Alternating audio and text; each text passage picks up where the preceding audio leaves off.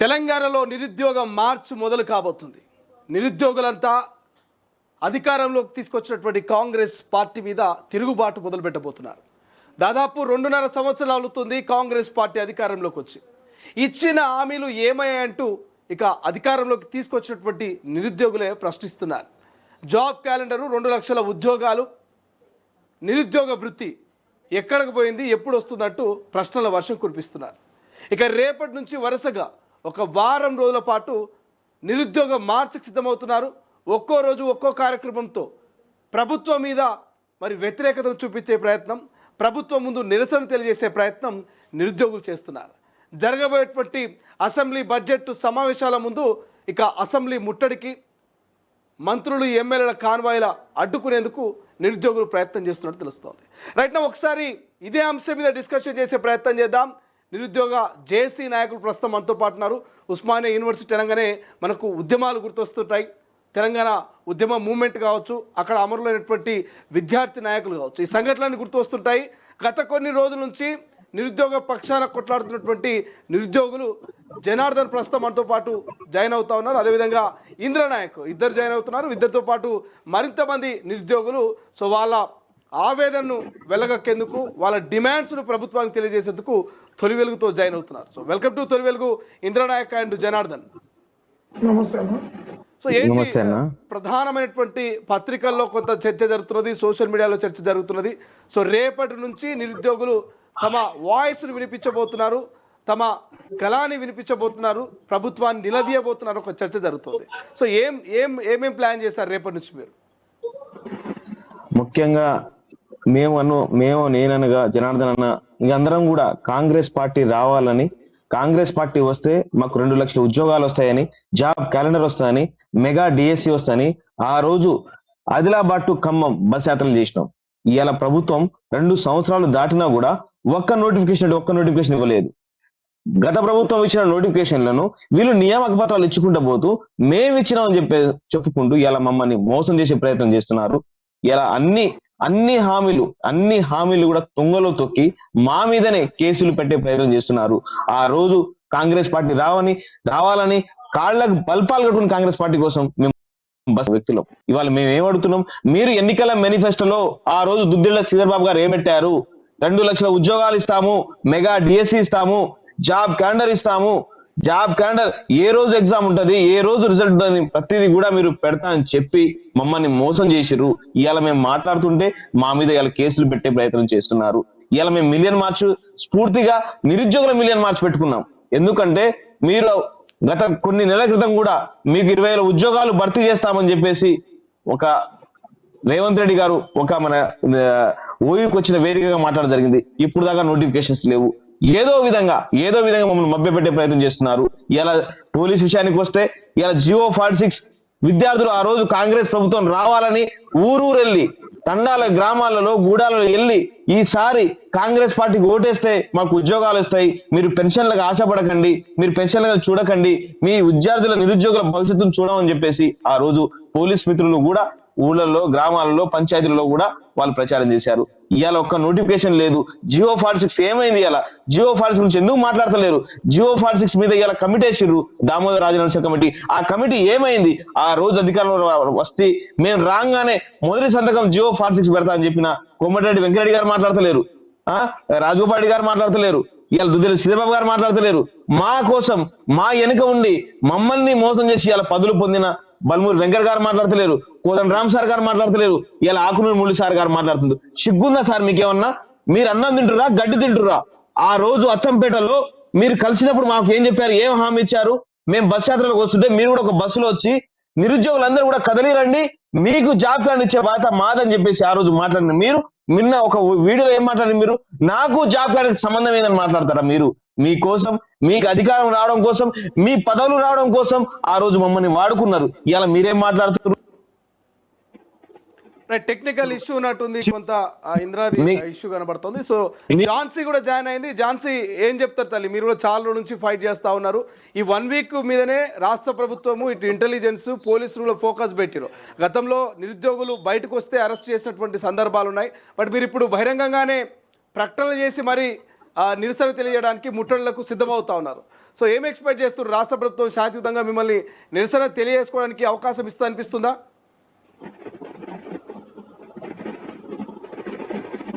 Right, freeze అయినట్టు. So Janardhan ఒకసారి okay, Jhansi చెప్పండి తల్లి, ఏమనిపిస్తుంది?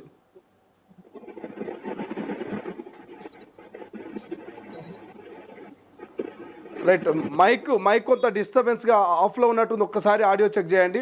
సో ఆ లోపల జనార్దన్ మీ ఫీడ్బ్యాక్ ఏంటి? అన్న, ఇప్పుడు ఇంద్ర మాట్లాడినటువంటి అంశాలు అనేటటువంటివి గతం నుంచి చెప్పుకుంటూ వస్తున్నటువంటి అంశాలే, వాటి నుంచే ప్రభుత్వాన్ని నిలదీసినాం. ఇప్పుడు రీసెంట్ గా జరిగినటువంటి డెవలప్మెంట్స్ ను మనం దృష్టిలో పెట్టుకుంటే, రీసెంట్ గా జరుగుతున్నటువంటివి గత 3 నెలల నుంచి 15 రోజులకు ఒక నిరుద్యోగి చనిపోవడం జరుగుతుంది. 15 రోజులకు ఒక నిరుద్యోగి.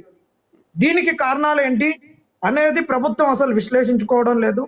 దాని తోడుగా అగ్గి మీద గుగ్గిలం చల్లినట్టు, పుండు మీద రోకల్ పోటు పడ్డట్టు వీళ్ళు చేసినటువంటి 2 డెవలప్మెంట్స్.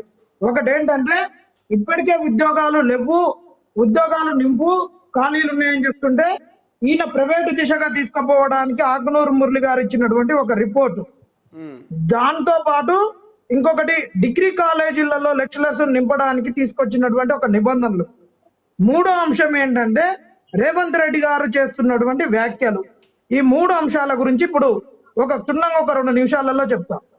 మొదటగా వీరు చేస్తున్నటువంటి ఒక అంశము డిగ్రీ కాలేజ్ లెక్చరర్స్ ది ఏంటి అంటే, డిగ్రీ కాలేజ్ లెక్చరర్స్ కు వీళ్ళు ఏం చెప్తున్నారు, మేము పిహెచ్డి కంపల్సరీ చేస్తున్నాం, పిహెచ్డికి మార్కులు ఇస్తాం అంటున్నారు.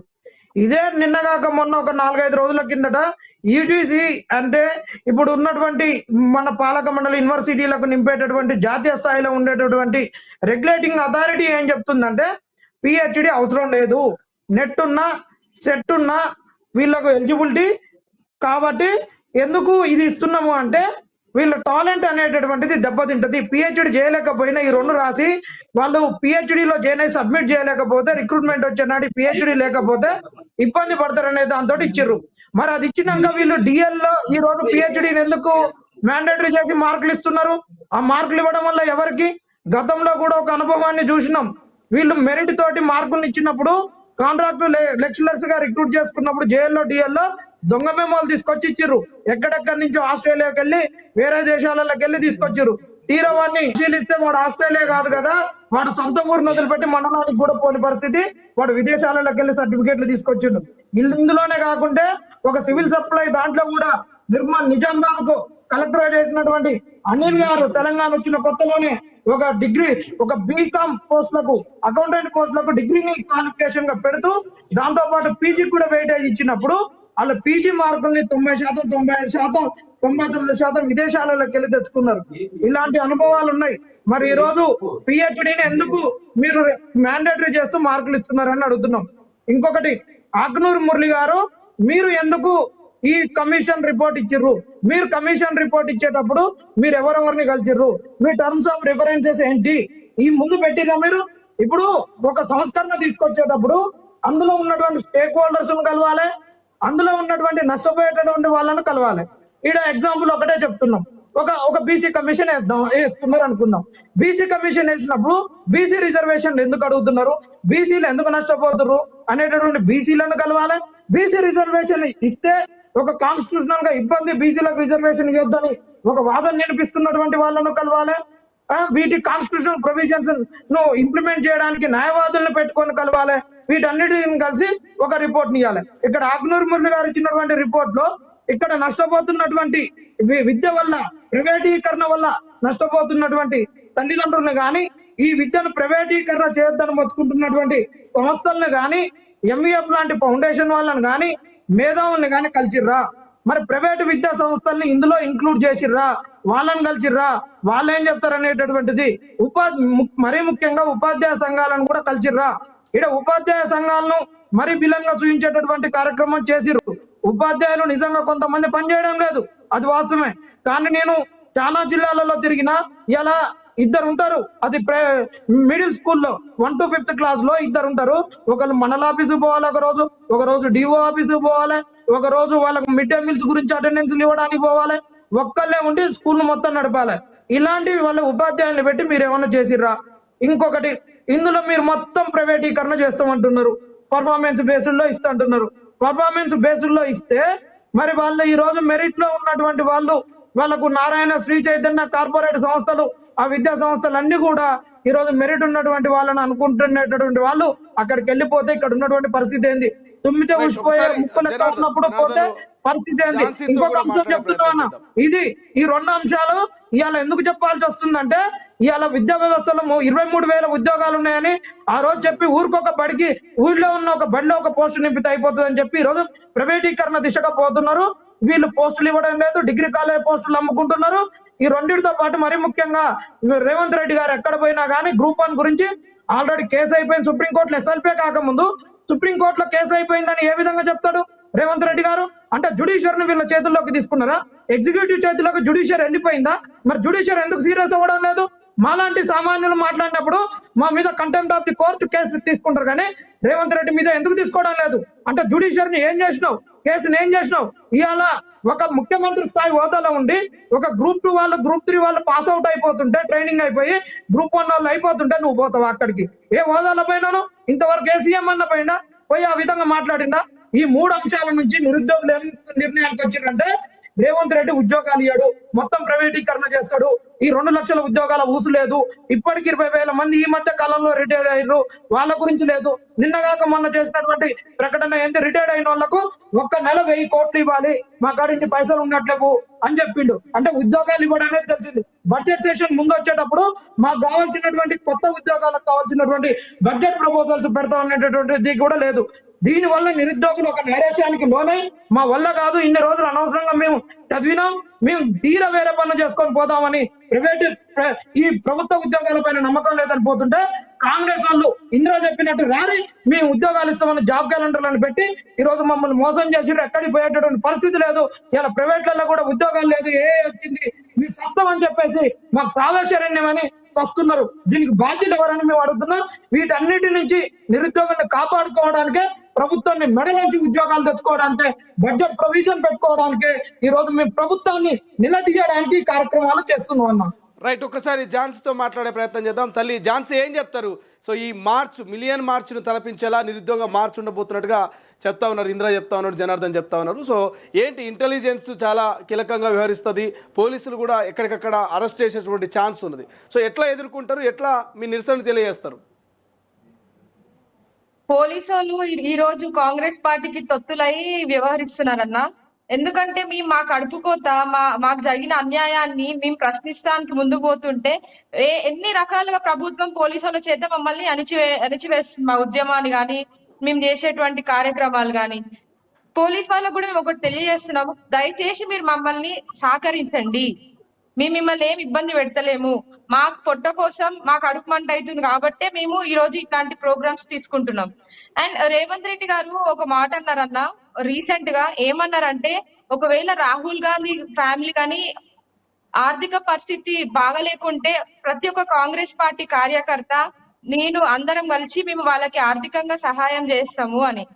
మళ్ళీ తెలంగాణ బిడ్డలు, తెలంగాణ విద్యార్థి నిరుద్యోగులు అందరూ చచ్చిపోతున్నారు ఉద్యోగాలు లేక. వాళ్ళు కేవలం 5 రూపాయల భోజనం తింటున్నారు. ఇంతగానం వాళ్ళ అన్యాయానికి గురైతుంటే మళ్ళీ అదే కాంగ్రెస్ పార్టీ నాయకులు, అదే రేవంత్ రెడ్డి ఎందుకు వాళ్ళ సొంత పైసలతో మాకెందుకు ఉద్యోగాలు ఇవ్వట్లేదు? మేమేమన్నా వాళ్ళ సొంత పైసలతో అడుగుతున్నామా? అడగట్లేదు కదా. ప్రభుత్వము వాళ్ళ రెస్పాన్సిబిలిటీ, నిరుద్యోగ యువతకి ఉద్యోగాలు కల్పించాల్సిన బాధ్యత ప్రభుత్వం పైన ఉంటది కదా. మళ్ళీ ఇప్పుడు మేమేమంటున్నామంటే, మాకు మీరు ఇచ్చిన హామీలు నెరవేర్చుకోవాలి, మీరు నెరవేర్చుకుంటలేరు కాబట్టే మమ్మల్ని మీరు రెచ్చగొట్టే మాటలు నెరవేర్చుకుంటున్నారు ఒకవైపు, మళ్ళీ ఇంకోటి ఏంటంటే మా యువతని రెచ్చగొడుతున్నారు ఇష్టం వచ్చినట్టు మాట్లాడి. మేము ఉద్యోగాలు కావాలంటే ఉద్యోగాలు వద్దని చెప్పి ధర్నా చేస్తున్నామని చెప్తాడు రేవంత్ రెడ్డి గారు. ఎందుకు ఇట్లాంటి దుష్ప్రచారం చేస్తున్నారు మా పైన? మేమేమి అంత పిచ్చోల్లా కనిపిస్తున్నామా? మేము ఎన్ని ఏళ్ళన్నా, కొన్ని దశాబ్దాలు కూడా కొంతమంది 10 ఏళ్ల నుంచి చదువుతున్న వాళ్ళు కూడా ఉన్నారు ఈ నోటిఫికేషన్స్ కోసం. గ్రూప్ 1 పెట్టిరన్న 10 years తర్వాత ఒక్కసారైనా దాన్ని తిప్పి చూస్తే ప్రతి చోట అన్ని లూప్ హోల్స్ ఉన్నాయి కానీ ఒక్క ఏ అంశం కూడా గ్రూప్ 1 అనేది చక్కగా జరగలేదు. స్టార్టింగ్ నుంచి నోటిఫికేషన్ నుంచి రిజల్ట్ డిక్లరేషన్ వరకు కూడా అన్ని ఇర్రెగ్యులారిటీస్ ఉన్నాయి గ్రూప్ 1 లో. దానిపైన మాట్లాడరు. గ్రూప్ 1 రిజల్ట్ డిక్లేర్ చేసే డాక్యుమెంట్స్ ఇచ్చేటప్పుడు వెరిఫికేషన్ కి కూడా అన్ని మొత్తం తప్పుడు కొంతమందికి సరిగా డాక్యుమెంటేషన్ వెరిఫికేషన్ కూడా జరగలేదు. మళ్ళీ ఇంకోటి ఏంటంటే రేవంత్ రెడ్డి ఆ రోజు వాళ్ళకి నియామక పత్రాలు ఇచ్చుకుంటే ఏమన్నాడు, నిన్న ఎలక్షన్ సమయంలో కూడా నేను ఇంత బాధపడలేదు, కానీ మీకు నోటిఫికేషన్ ఇచ్చినప్పటి నుంచి ఇప్పటి వరకు నేను చాలా బాధపడ్డాను అని అంటున్నాడు. ఎందుకు అంత పర్సనల్ గా తీసుకోవాలి? ఎందుకు పర్సనల్ గా తీసుకోవాల్సి వస్తుంది? కాబట్టి రేవంత్ రెడ్డి గారు మమ్మల్ని చాలా రకాలుగా ఇబ్బంది పెడుతున్నాడు. అందుకే మేము ఈ రోజు ఇట్లాంటి ఒక కార్యక్రమాలు చేస్తున్నాము. ఎవరు ఆపినా మేము ఆగమన్నా, ఎందుకంటే మేము ఇట్లనే ఆగుకుంటా కూర్చుంటే, వాళ్ళు చెప్పిన మాటలు నమ్ముకుంటా కూర్చుంటే పుణ్యకాలం పూర్తయిపోతుంది. ఇక మేము ఆగము, మేము ఇట్లనే ఉద్యమాలు చేస్తాము. మేము ఇప్పుడు జరిగిపోయే కార్యక్రమాలు అన్ని కూడా విజయవంతం చేస్తాము. ప్రభుత్వాన్ని జనార్దన్ చెప్పినట్టు ప్రభుత్వం నిలదీయడానికి ప్రభుత్వం మాకు ఇచ్చిన హామీలు నెరవేర్చుకుంటలేదు. వాళ్ళు ఇచ్చిన హామీలన్నీ విఫలమైనాయి కాబట్టి మేము ఇట్లాంటి కార్యాచరణలకు పాల్పడుతున్నాం. అంటే ప్రధానంగా నిరుద్యోగులనే చాలా జేఏసీలు ఏర్పడ్డాయి. ఆ జేఏసీల లక్ష్యం ఒకటే, ఉద్యోగాలు, జాబ్ క్యాలెండర్ కావాలనేది. సో రేపు జరగబోయేటువంటి ఈ యొక్క వారం రోజుల కార్యాచరణలో సో అన్ని జేఏసీలు కలిసి ఫైట్ చేస్తాయా? ప్రతిపక్షాల మద్దతు ఏమైనా తీసుకున్నారా? ప్రతిపక్షాల పెద్దల్ని కలిసే ప్రయత్నం ఏమైనా చేసిరా? మేమైతే ప్రస్తుతం ఇప్పటి వరకు అయితే ప్రభుత్వ పెద్దల అపోజిషన్ పార్టీ లీడర్స్ అయితే ఏం కలవలేదు. అందరం కలిసి ఏకమై చేస్తున్నటువంటి ప్రోగ్రామ్స్ ఇవి. మాకు ఏ పార్టీతో సంబంధం లేదు, ఏ రాజకీయ నాయకుడితో మాకు సంబంధం లేదు. ఎవరో ప్రోత్సహిస్తే చేయాల్సిన అవసరం కూడా మాకు లేదు. ఇది మా కడుపు మంట, మాకు బాధతో మేము బయటకు వచ్చి చేస్తున్న ఉద్యమాలు ఇవి. జనార్దన్, మీరేం చెప్తారు? అంటే స్టెప్ బై స్టెప్ ఎట్లా కంటిన్యూ చేస్తారు? దిల్సుఖ్ నగర్ లాంటి ప్రాంతాల్లో కోచింగ్ సెంటర్లు చాలా ఉంటాయి. సో గతంలో మీకు మద్దతుగా అశోక్ సార్ లాంటి వాళ్ళు ఫైట్ చేసినటువంటి సందర్భాలు ఉన్నాయి. సో ఇండివిజువల్గా మీతో వచ్చే వాళ్ళని కలుపుకొని వెళ్ళేటువంటి ప్రయత్నం చేస్తూ ఉన్నారా? సో ఏంటి భవిష్యత్తు కార్యాచరణ మీద ఒక క్లారిటీ ఇస్తారు? ఎందుకంటే తెలంగాణ రాష్ట్ర వ్యాప్తంగా చాలామంది నిరుద్యోగులు ఉన్నారు. వాళ్ళంతా జిల్లాల నుంచి రావాల్సినటువంటి అవసరం ఉంటుంది. సో ఎటువంటి ఏర్పాట్లు చేస్తూ ఉన్నారు వీళ్ళన్నిటికీ? అన్న, మా ప్రోగ్రామ్ మేము చేసుకుంటున్నాం. సానుభూతిగా వచ్చేటటువంటి వాళ్ళను అందరినీ వాళ్ళ సానుభూతిని తీసుకుంటాం, వాళ్ళని కలుపుకొని పోతాం. ఈ ప్రోగ్రామ్ నిరుద్యోగులే చేస్తున్నారు. దీనికి రాజకీయాలను అంటగట్టొద్దు.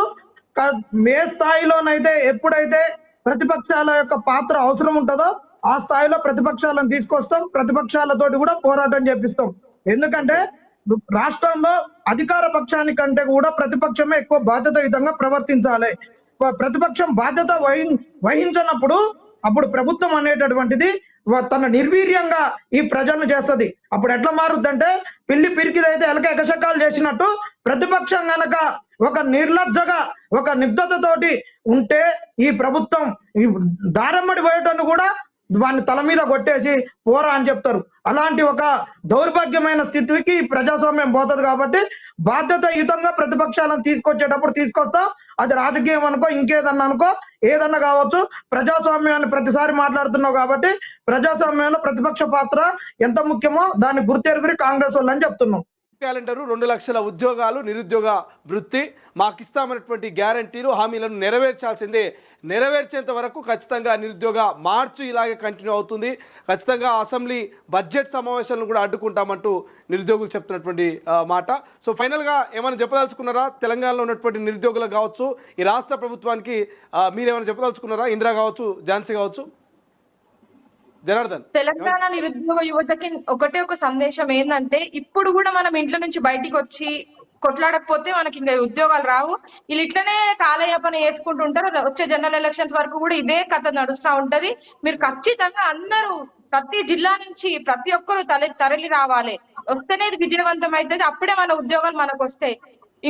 నువ్వు పోతున్నావు కదా నేను ఉంటలే అన్నట్టు ఉంటే మాత్రం అది కాని పని. మీరు అందరు ఖచ్చితంగా రావాలి, దీన్ని విజయవంతం చేసుకోవాలి. జనార్దన్, ఏం చెప్తావు? అంతే అన్న, మా సోదరి చెప్పినట్టు ఇది నిరుద్యోగుల పోరాటము. మన ఉద్యోగాల గురించి మనం కొట్లాడుతున్నాం కాబట్టి ఖచ్చితంగా ప్రతి ఒక్కరూ పాల్గొనాల్సిందే, రావాల్సిందే. ఈ ప్రభుత్వం మెడలోంచి ఈ జాబ్ క్యాలెండరు ఈ ఉద్యోగాల గురించి అన్నిటి గురించి ఒక స్పష్టమైన ప్రకటన వచ్చేంత వరకు మన పోరాటం ఆపొద్దు. ఈ 3 నెలలనే ఏదో ఒకటి రావాలి. రాకపోతే మళ్ళీ ఎంపీటీసీ జెడ్పీటీసీ ఎన్నికలు వస్తాయి. వర్షాకాలం వస్తే మళ్ళీ వర్షాల మీద, అతివృష్టి మీద, అనావృష్టి మీద, తర్వాత స్కూల్ ఫీజుల మీద, వీటి మీదకి మొత్తం ప్రభుత్వం మొత్తం డైవర్ట్ అవుతుంది. మన ఉద్యమాన్ని పక్కదోవ పట్టిస్తుంది. కాబట్టి ఇప్పుడే అదునుంది కాబట్టి పోవాలి. అదును చూసి మనం తాళ్లలో ఇతనాలు వేసుకోవాలన్నట్టు అదును చూసి పదును పెట్టాలి. అదును చూసి ప్రభుత్వానికి కర్రు కాసు వాత పెట్టాలి. కాబట్టి ఇప్పుడు నిరుద్యోగులందరూ కదిలి రావాలని కోరుకుంటున్నాం. Right, thank you Janardhan and Jhansi. So thank you for joining in తొలి వెలుగు. సో కొన్ని నిరుద్యోగులకు సంబంధించినటువంటి 2 సంవత్సరాల కాలంలో వాళ్ళు చేసినటువంటి నిరసనలు, వాళ్ళు చేసినటువంటి ముట్టడిలకు సంబంధించినటువంటి కొన్ని వీడియో బైట్స్ ఉన్నాయి. ఆ బైట్స్ కూడా ఇప్పుడు తొలి వెలుగు స్క్రీన్ మీద ప్లే చేసే ప్రయత్నం చేద్దాం. ఈ 13 నెలల కాలంలో మేము కనుక ప్రిపేర్ అయి ఉంటే ప్రిపేర్లో కూర్చొని ఇలా గ్రూప్ 1లో కూడా మేము అందరం కూడా క్వాలిఫై అయ్యేవాళ్ళం. మేము గ్రూప్ 1 కూడా రాసేవాళ్ళం అన్న. ఒకటి, ఈ యొక్క కానిస్టేబుల్ చొక్కా తోడుకొని ఎవరైతే అనుకుంటారో వేరే ఏ ఉద్యోగం కూడా అప్లై చేయరన్న. ఎందుకంటే మాకు ఇదే మా జీవితము, మాకు ఇదే మా ప్యాషన్ అనుకుంటాం అన్నమాట. అందుకని మేము ఏది కూడా వేరే అప్లై చేయలేదు. ఎందుకంటే మాకు ఇది న్యాయం మేము అర్హత సాధించినాము. మేము ఎగ్జామ్ రాసిన రోజు మేము డిసైడ్ అయినా మాకు జాబ్ వస్తుందని చెప్పేసి. కానీ అందులో దొంగ జీవో దాబెట్టిందని చెప్పేసి మేము ఎవరు కూడా గ్రహించాలి. ఏ ఒక్క వ్యక్తి కూడా తెలియదన్న. ఇలా మా యొక్క ఆస్పిరెంట్సే కాదు, పెద్ద పెద్ద ఫ్యాకల్టీ, పెద్ద పెద్ద ఇన్స్టిట్యూట్ నడుపుతున్నారు కదా.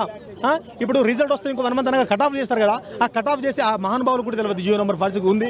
దానివల్ల ఈ బెటాలియన్ జాబులు అనేవి డిస్ట్రిక్ట్ వైజ్గానే ఇస్తున్నారు అని కూడా ఏ ఒక్కరు కూడా చెప్పలేదు. ఏ ఒక్కరికి తెలియదు. వాళ్ళ తప్పేం లేదు, చెప్పలేకపోతే వాళ్ళ తప్పేం లేదు. ఎవరికి తెలియదు. ఇది ఎవరు చేసి ఈ దొంగ నాటకం అంటే టీఎస్ఎల్వేపీ చైర్మన్ వివి శ్రీనివాసరావు గారు ఈ దొంగ నాటకం ఆడాడు. అది నేను ఓపెన్గా చెప్తున్నా. నేను దాన్ని నిరూపిస్తా. ఖచ్చితంగా నేను ప్రూవ్ చేస్తాను. లైవ్ డిబేట్ రమ్మని చెప్పు, నేనే వస్తా. మా జియో నెంబర్ 46 తరపున నేను వచ్చి లైవ్లో నేను పాల్గొంటా. నువ్వు ఇంగ్లీష్లో మాట్లాడతా, నేను మాట్లాడతా. నువ్వు హిందీలో చెప్పిన కన్వర్సేషన్ నేను చేస్తా. కానీ నువ్వు రా. ఎందుకు మాతో మీ చర్చ రావట్లే? మేము గంత ఇప్పుడు సీఎం రేవంత్ రెడ్డి అడిగినప్పుడు వీళ్ళు కలిసినప్పుడు ఏమన్నా అంటే వివి శ్రీనివాసరావు చెప్తున్నాడు ఇప్పుడు చాలా లీగల్ ఇష్యూ వస్తాయంట, మీకు కనుక జాబ్ ఇస్తే మొత్తం గవర్నమెంట్ పడిపోతా అంటే రాంగ్ పోర్ట్రేట్ చేస్తున్నారు. వాళ్ళ మాట ఎట్లా నమ్ముతారు మీరు? ఒకసారి మమ్మల్ని పిలవండి, మాతో విచారించండి. కమిటీ ఉంది కదా, సబ్ కమిటీ వేశారు. ఆ సబ్ కమిటీ ఎప్పుడన్నా మాకు పిలిచిందా? ఒక 4 రండి బాబు మీతో మాట్లాడిలా. వాళ్ళు ఏదో చాయ్ బిస్కెట్ దాగి ఏదో మాట్లాడుతున్నారు. ఇది చాలా ప్రాబ్లం అని చెప్పేసి మీకు అనుకుంటే మేమేం చేయాలి? మా వైపు న్యాయం ఉంది. మాకు చూడండి, ఇప్పుడు ఉన్న ట్రైనింగ్లో వాళ్ళకంటే మాకు 30-40 మార్కులు మాకు ఎక్కువ ఉన్నాయి. మేము అర్హత సాధించడం కాబట్టి చెప్తున్నాము. నువ్వు గతంలో జియో నెంబర్ 46 ఇచ్చి ఇదే విధంగా నువ్వు ఆ స్టేట్ వైడ్ ఇచ్చే పోస్ట్ నుండి డిస్ట్రిక్ట్ వైజ్ ఫిల్అప్ చేసి ఆల్రెడీ ఉంటే మేము రాబోయేవాళ్ళం. మేము అదే అనుకుని చెప్పేసి మేము అప్లై చేయబోతాం కావచ్చు. మా జిల్లాకి 3 పోస్టులు వచ్చినాయి, మా జిల్లాకి 2 పోస్టులు వచ్చినాయి. మేము అప్లై చేయకపోయే వాళ్ళం కావచ్చు. మాకు నువ్వు తెలవకుండా ఇది చాలా మస్తు మోసం జరిగిందన్నా. సీఎం గారేమో మంత్రులను వెళ్ళి కలవండి, మీరు నా దాకా రాలేకపోతే మంత్రులను వెళ్ళి కలవండి అని చెప్పి సీఎం రేవంత్ రెడ్డి గారు చెప్తున్నారు. మంత్రులకి మా ఫ్రెండ్స్ అంటే మా 46 వాళ్ళు ఫోన్ చేసి సార్ జియో 46 సార్ మాది అని అడిగితే జియో 46 లేదు, 317 లేదు, సీఎం ఇస్ ద ఫైనల్ అని అంటున్నారు. ఇప్పుడు ముందు చూస్తే నువ్వు వెనక చూస్తే గోయి అన్నట్టుందన్న మా పరిస్థితి. మేమేం చేయాలి? అందుకే అంబేద్కర్ ఈ మన భారతదేశాన్ని కాపాడిన, హక్కుల నుంచి కాపాడిన అంబేద్కర్ గారి సాక్షిగా మేము వచ్చే మోకాల మీద నిరసన చేస్తున్నామన్నా. ఇక మేము ఇంతకన్నా మేము చేసేది ఏం లేదు. ప్రతిసారి పోస్ట్పోన్ అయిన ప్రతిసారి చచ్చిపోయినా మంచిగా అనిపిస్తుంది తెలుసా అన్న. పోస్ట్పోన్ అయితే 2 వీక్స్ అంటారన్న. మేము ఆశతోని కోర్టు దగ్గరికి వెళ్ళి మేము ఎదురు చూస్తూ ఉంటాం ఏం జరుగుతుందా అని. 1 మినిట్ కూడా కాదన్న, జస్ట్ ½ సెకండ్ 1 మినిట్లోనే పోస్ట్పోన్. నెక్స్ట్ వీక్ 2 వీక్స్ ఇట్లా పోస్ట్పోన్ అవుతుంటే మేము ఏం చేయాలి? మాకు ఎక్కడ న్యాయం జరుగుతుంది? ఇక ఎన్ని రోజులు వెయిట్ చేయాలి? అందరూ కూడా ఏజ్లు ఒక్కొక్కరికి ఏజ్లు 30 దాటున్నారు. వీళ్ళు ఏం చేయాలి చెప్పండి? జియో నెంబర్ 46 ప్రధానంగా రద్దు చేయాలనేది మీ ఉద్దేశమా అన్న?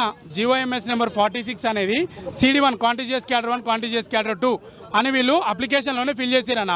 ఈ అప్లికేషన్లో ఫిల్ చేసిన ప్రకారమే మాకు కట్ ఆఫ్ ఇవ్వండి అంటున్నాం. మేము కోర్టులో మేము గెలిస్తే మాకు అది న్యాయం జరుగుతుంది. ఏజీ గారు అటెండ్ అయితే కదా మేము గెలిచేది ఓడేది తెలిసేది. ఏజీ గారు అటెండ్ అవ్వండి, మేము ఎట్లా గెలిచేది ఓడేది తెలుస్తుంది. అసలైన తొలి వెలుగు. ఫాలో వాట్సాప్ @తొలి వెలుగు official.